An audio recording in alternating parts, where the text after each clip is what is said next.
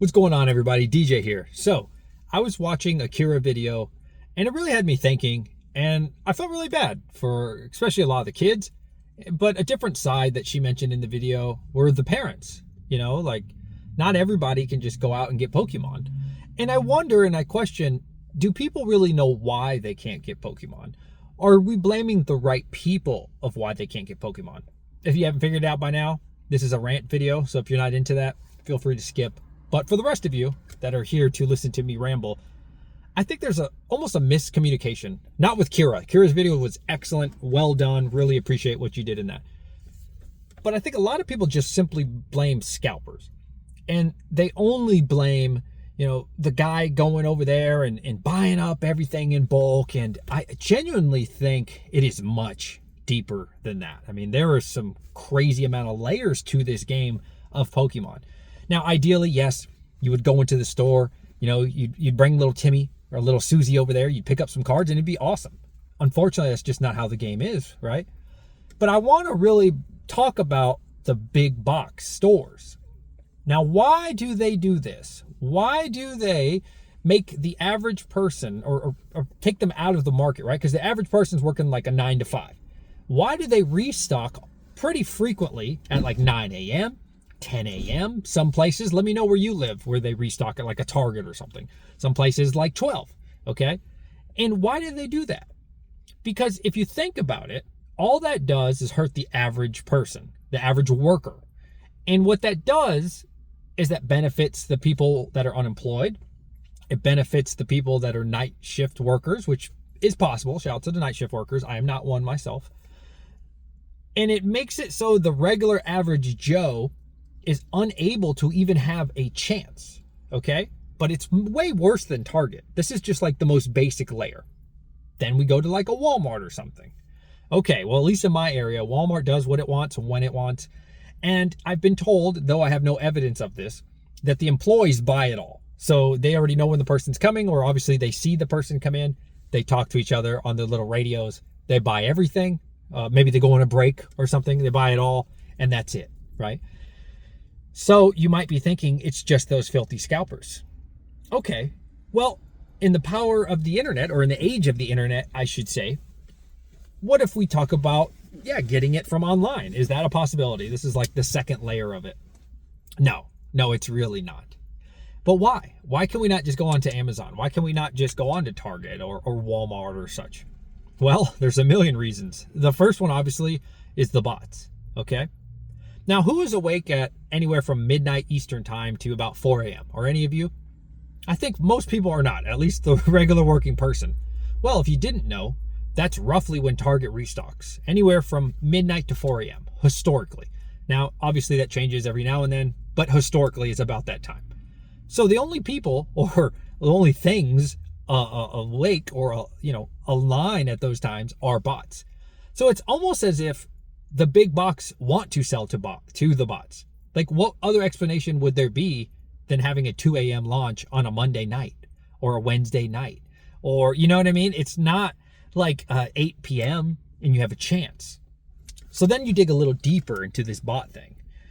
Okay, from what I've learned, with what I've heard over the time, I mean, it's not secret information or anything. The botters are going to take what they want when they want, and they leave you the scraps, okay? So, for example, the new set that just came out, Phantasmal Flames.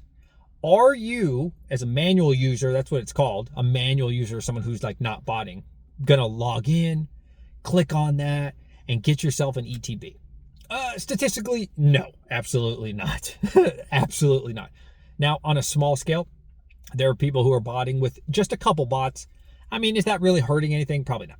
But there are also people who are doing 50, 100, thousands of accounts, thousands of bots at one time.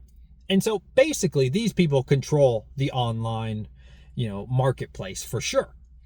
So if they want something, they're going to get it. If they want that new Phantasmal Flames ETB, oh, believe me, they're going to get it. If they want the booster box, the desirable product, they're going to get it. That's just how it is. And they will leave you scraps, things that they can't resell, things that they can't flip. For example, Twilight Masquerade. You ever notice that? Well, you go on Amazon, you click some links off Twitter. By the way, by the time you've clicked on the links on Twitter, they're already all taken. But okay, you follow some free stock group, like Rattle or something in Discord. And no hate to Rattle. It's not his fault, right? He's trying to do his best to give you free service. And so these people are giving out free service, and you click it and you're like, oh man, this is my chance. Well, the only thing you're going to get is like Twilight, maybe Surging Sparks. These days, you might be able to get Mega Base because I don't think you can really profit off those. I know I don't really sell those very well on my store, and I don't think people are really buying those at the moment. But my point is, they really control online. So, in person, it's pretty much impossible unless you take off work, call in sick, or, you just got so lucky that day, you walked in at the exact time. It's not going to happen. So, how much deeper does in-person get? We already know internet, forget about it. It's not even worth it. I will give credit to Walmart for attempting to try, because Walmart will say generally Wednesdays at like 9 p.m. we're launching. Now, what do the bots do? They buy it all, okay? It is what it is. Not here to complain about that. It is what it is, though. I'm just letting you know the reality of the situation. There's other things that these botters will do, right? So they have like a direct link. So while you're in queue, often, not always, but often, they will skip that queue. So just, again, forget online. It's just not going to happen. Okay, so back to in person. What I have seen, what I have experienced, and this isn't against any type of rule or anything. I mean, it's kind of common practice at this point, is you go out there, let's say a Monday to Target or wherever, insert the store that you think has Pokemon, right? Dollar General, I don't know. And you check at 9 a.m. Well, if you're just working by yourself, you say, hey, Monday, 9 a.m. didn't work. Maybe you tried at 10 a.m. Maybe you tried at 15, or I guess it's 3 p.m., right? 3 p.m., right? And then you say, that didn't work. And then you try Tuesday, Wednesday, Thursday, right? You've seen this a million times on YouTube, trying to like crack the code. Well, eventually you probably run into somebody that's like-minded. And so then you have a friend. I've done this. I have friends that they say, hey, bro, while I'm at work, it's usually when I'm at work, unfortunately, like 99% of the time, hey, Target's restocking right now, okay? And I'm like, wish I could go, bro, but I'm at work. But I do the same thing. And then you start to get one friend, two friends. Maybe they introduce you to their friends, right? So you start to build a Discord, or you start to build a text message group, or whatever you're doing. And so now you're working together. Now, I've seen it extremely sophisticated. I've seen it where people are doing Monday shift, Tuesday shift, Wednesday, Thursday, Friday. Me and my friends are not like that deep into it. It's not that serious for us, but we're also in our mid, some of them late 30s and some of them early 30s. So, it's not that deep, bro. It's freaking cardboard. But for some people, this is how they live. And some people will literally have every hour, mapped out, and they'll have 10 people in that group, 20 people in a group. Forget about things like PokeNotify, which I don't know much about PokeNotify. I tried it once. I didn't find it really worth the money. To be fair, it wasn't like much money. It was like $10, but whatever, right? So you, as someone just trying to get your son or daughter Pokemon this Christmas, it's really sad. I guess that's why I want to put it out there. But I want people to understand, I personally think, yes, obviously the scalpers and, resellers and maybe even store owners, or however you want to say that, is part of the problem, 100%. But why do these big stores launch at the worst times online and in person? Well, it gets even more complicated now. There's like another layer of understanding you must understand. Okay, so depending on which store you're going to, it could be Dick's Sporting Goods, which generally, I believe, uses like MJ Holding. I know Walmart uses MJ Holding. And then Target uses the other one with like a spinning circle. I forgot the name. Extras, or I can't remember. Something like that. How do you know? Because you see them in all the videos, and I've seen a couple of those boxes in real life as well. Different companies is what I'm trying to get at. You don't have to memorize this information. Well, these workers generally are going to have like a zoning. So it's so bad, maybe it's good for them. It's probably good for them, but it's so, I don't want to say corrupt, because it's not illegal. It's not like what they're doing is wrong per se. Maybe unethical, you could argue, I guess, but it's not illegal. But they'll have like a map. They'll have a route they'll do. So sometimes they'll go to this particular Target on every Tuesday. Now, again, my area kind of changes a little bit, but I know a lot of places, they'll tell me, because, it's the internet, hey, Tuesday, 9 a.m., boom. Then they figure out the next place they're going within like a 15, 20-minute radius, and they'll do that 1 hour later, estimated. It gets really that deep, guys. It gets really tough, right? So these people will know the Monday through Friday schedule, where to go, roughly what time to be there. And then they bring their friends, or they bring their significant other, or they bring their mom, or whatever, and on a small scale, is that really hurting anybody? I don't think so. I don't think there's really anything wrong with you bringing your fiance or something and picking up some Pokemon. Like, it's a small scale. You're getting 4 items. I mean, does it really matter? Probably not. But I just want you to understand why you say, or when you say, why can't I get Pokemon? It's because these people, these evil geniuses, I guess you would consider it, have already mapped this all out and already know the answer to all the questions you have, know roughly the times. They know what the vendor looks like. They know what the vendor drives, depending on your state, depending on your location. I can't prove this. This is obviously just people telling me this, but they'll say, hey, she drives a blue SUV, and sometimes they use a company car. It just really depends. And they know that information. Now, I was told at my Target from some other people, you learn a lot, man. People tell you a lot of information if you've ever gone to like a restock. They'll tell you everything and you don't even ask them. They just love telling somebody this information. And they'll say, yeah, we got the last person fired. And you're like, oh, really? Right? You're just sitting there like, do tell. How did that happen? Because, a lot of time you got to sit there for a long time. And they'll say, yeah, we used to have a tracker on them. And I'm like, what yeah, people would like literally, these aren't my friends, but these are like strangers. They would put a tracker on that car that they drove. So maybe, I don't know how they do it. It's probably a magnet they throw on their car or under their car. And so they would see when they do it while they're doing it. And that's obviously another way that they're learning this. So yes, when you bring in your child to Target after work, 6 p.m., 7 p.m., and you wonder and you question, why am I not getting Pokemon? Why is there no Pokemon available? There's probably way more layers to this that I have no idea about. I would almost guarantee you.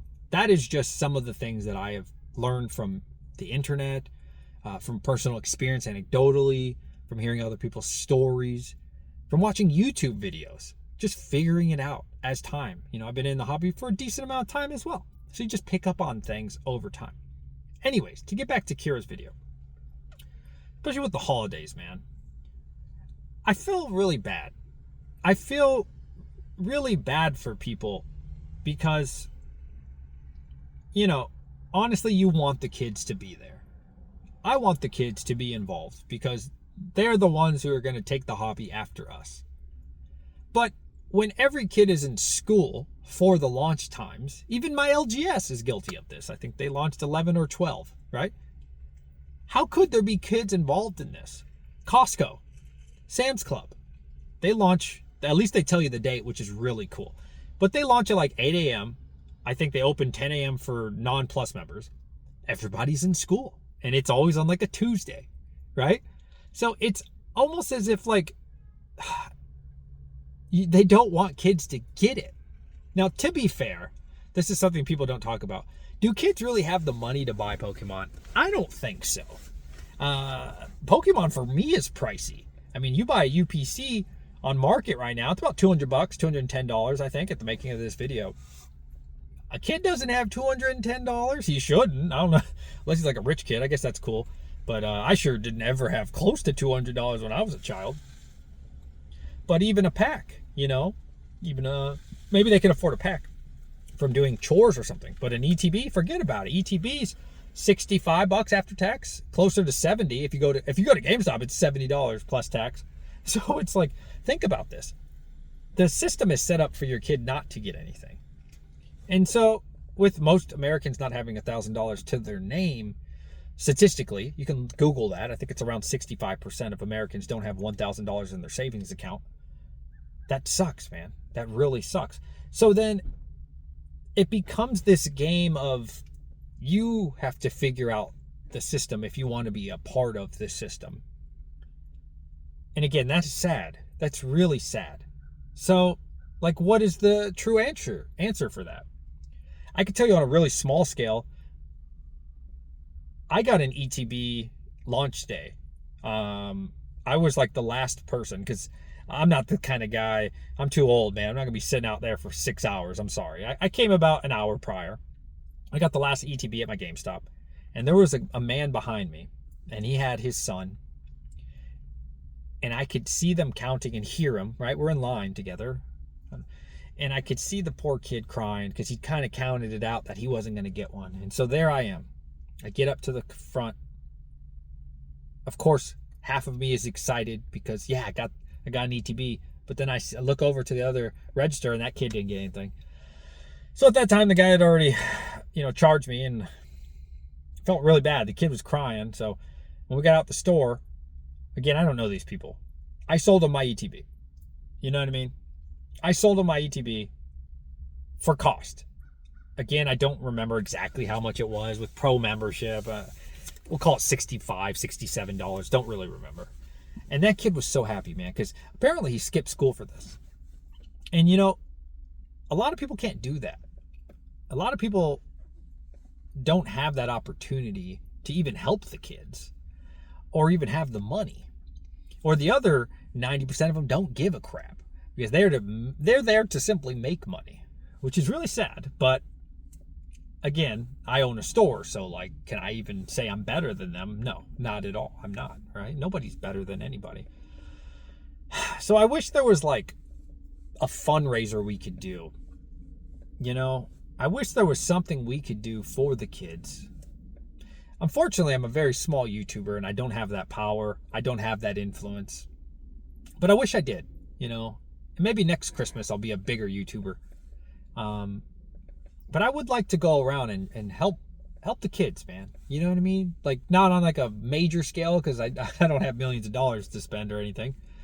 But on at least small scale, Go out, find, I shouldn't say that. Ask their parents, I'll say that. Ask their parents, can I give your child, some sealed product, And I think that would be really cool for the Christmas season. So I hope this better helps someone. If this is your first time hearing this information, then definitely let me know. Put in hashtag first if this kind of opened your eyes a little bit of how corrupt it is and the true reason, or one of the reasons, that you're not going to find Pokemon. And if you do find Pokemon, you might get it that one time, right? You could be part of MSRP gain and you could say, I'm not buying anything until I get it for MSRP, and you're going to open one ETB or one UPC, and that's awesome. Good for you. But after those 9 packs are opened from your ETB, your son or daughter is going to realize, wait a minute, I didn't get that Charizard. And so now, yes, you pulled it off once, or you can be able to pull it off 2 or 3 or 4 times. I've always said, and I'm going to wrap this video up in a second. I've always said with my store, my goal, my long-term goal, is to sell at MSRP. But the only way that I can possibly ever get to that point is I have to start where I am now, right? Unfortunately, I have to sell in between MSRP and market. It's not much under market. I try my best to get like 10-15% under market. Some products just cost too much and I'm only like 5% under market. But eventually, I want to land distribution. And the only way I can get distribution, well, besides working super, super hard as I should, right, is to prove myself, to say, hey, I did 50,000 in sales, 100,000, 200,000 in sales. So this is going to take me multiple years, but eventually maybe one of them will accept me. And that's really my goal for my store and this YouTube channel and my journey, to one day eventually prove myself to the distributions of why they should work with me. And then I can better, get better pricing for y'all, either at MSRP or slightly above, just depends what they're selling it at. Long term, that's always been my goal.